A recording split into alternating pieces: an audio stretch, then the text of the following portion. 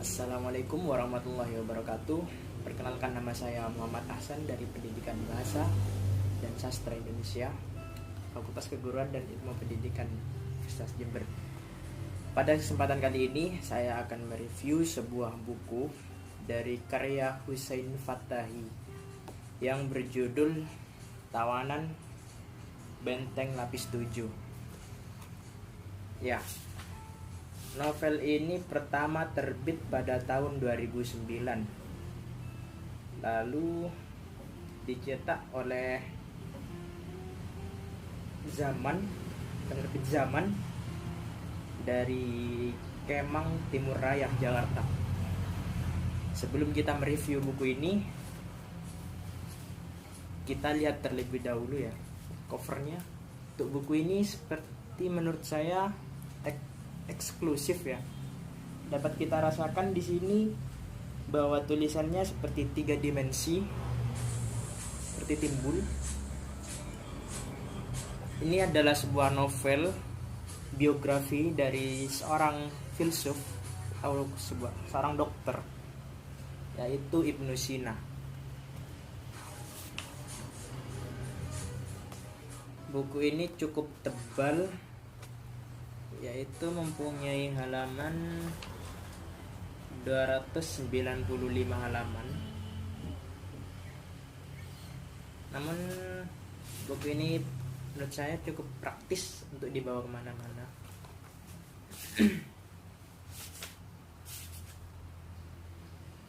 Pada bagian awal buku, seperti buku biasanya, terdapat halaman kosong ya. Nah, seperti yang dilihat dari tahun terbitannya, 2009 ini termasuk dalam angkatan 2000-an. Namun dalam menganalisis sebuah karya sastra tidak hanya dilihat dari tahun terbitnya, tentu saja dilihat dari isi bukunya. Namun dalam isi buku ini terdapat banyak menceritakan sebuah kisah dalam kerajaan.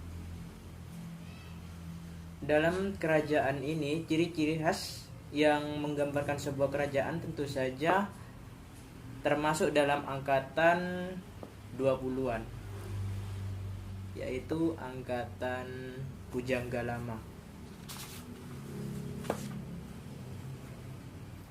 Adapun dari ciri-ciri angkatan 20-an, yaitu bahasa yang masih kaku, bercerita tentang dewa-dewa, dan cerita tentang kerajaan, dan mengandung unsur keagamaan yang kuat. Nah, dapat dilihat dalam novel ini pada sebuah kata yang didapatkan dari novel ini, yaitu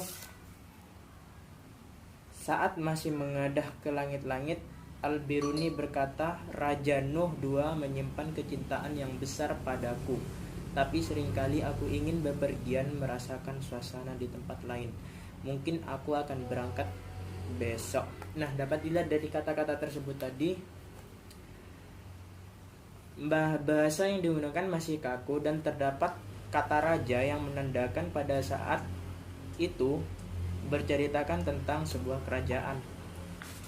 Nah, dalam sebuah kerajaan ini termasuk dalam ciri-ciri dari angkatan 20-an, yaitu angkatan Pujangga Lama. Selanjutnya kita akan menganalisis sebuah ide atau latar belakang dari pengarang, yakni Husain Fattahi. Dapat dilihat dari buku ini, pengarang mempunyai unsur yang kuat terhadap agama. Dapat dilihat dari kata ini. Sesaat kemudian Abu Ali diam memejamkan matanya. Ia tiba-tiba membuka matanya dan berkata dengan suara gentar, "Temanku, bacakan untukku Al-Quran." Dapat diidentifikasikan seorang pengarang tersebut mempunyai latar belakang keagamaan yang kuat. Mungkin pengarang mempunyai kekaguman tersendiri terhadap seorang Ibnu Sina sehingga mengangkat sebuah novel biografi dari Ibnu Sina ini. Nah, selanjutnya kita akan membahas tentang isi yang ada di dalam novel ini. Novel ini menceritakan rekam jejak perjalanan seorang dokter filsuf muslim terkemuka yaitu Ibnu Sina yang hidup dari tahun 908 sampai 1037 sebelum Masehi. Sejak masa kecil di Bukhara hingga ia bersentuhan dengan penguasa dan hidup dari istana ke istana sebagai dokter pribadi sultan, sebagaimana harga yang mesti dibayar oleh cendekiawan yang mencebur diri ke dalam kubangan kekuasaan.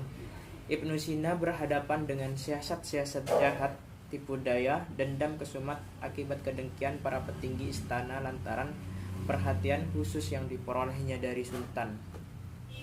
Nah, dalam novel ini berceritakan tentang Ibnu Sina dan seorang kawannya yang bernama Abu Sal, yang setiap dalam perjalanan ceritanya Ibnu Sina ini selalu bersama dengan Abu Sahal. Di dalam buku ini menurut saya banyak kelebihan, tidak hanya pada sebuah katanya yang mudah dipahami dan ringan untuk dibaca. Menurut saya di dalam buku ini selain kita dapat terhibur, kita juga dapat sebuah ilmu baru sedikit demi sedikit yang diceritakan dalam buku ini, yaitu dalam ilmu kedokteran. Contohnya pada sebuah kejadian yang diceritakan di dalam buku ini, yaitu pada waktu itu Ibnu Sina sedang mengobati orang yang sakit lumpuh. Nah, pada zaman dahulu Ibnu Sina menggunakan cara yang menurut saya belum modern ya, dengan mengobati seseorang yang lumpuh menggunakan sebuah sengatan listrik dari seekor ikan. Nah, dengan disengatnya orang tersebut akan menggerakkan otot-otot kembali yang sebelumnya sudah mati. Menurut saya buku ini sangat menarik karena selain dapat menghibur, buku ini juga bisa menambah wawasan kita dalam hal kedokteran misalnya. Tak hanya alur ceritanya yang menarik, menurut saya novel ini dikemas dengan kata yang apik dan bagus. Dalam novel ini, menurut saya judul dari novel ini diambil ketika sang penulis menuliskan sebuah isi dari novel ini pada saat Perdana Menteri di pemerintah Syam Ad-Dawlah Hamdan ia nyaris terbunuh lantaran kebijakan, dan Ibnu Sina nyaris terbunuh lantaran kebijakan yang dianggap tidak berpihak kepadanya. Nah, dari situ Ibnu Sina diharuskan mendekam di dalam penjara yang berlapis 7. Namun pada saat itu Ibnu Sina dapat melahirkan sebuah opus atau sebuah tulisan, sebuah buku yang menjelaskan tentang ilmu kedokteran, dan buku tersebut dia beri judul Al-Qanun fi At-Tibib dan Asy-Syifa, yang telah menggemparkan khazanah keilmuan khususnya kedokteran di seluruh belahan dunia. Saya merekomendasikan untuk teman-teman karena novel ini yang sudah saya jelaskan tadi, seperti alurnya yang menarik, bahasanya yang mudah dipahami dan sebagainya, ya, juga harganya yang sangat terjangkau menurut saya.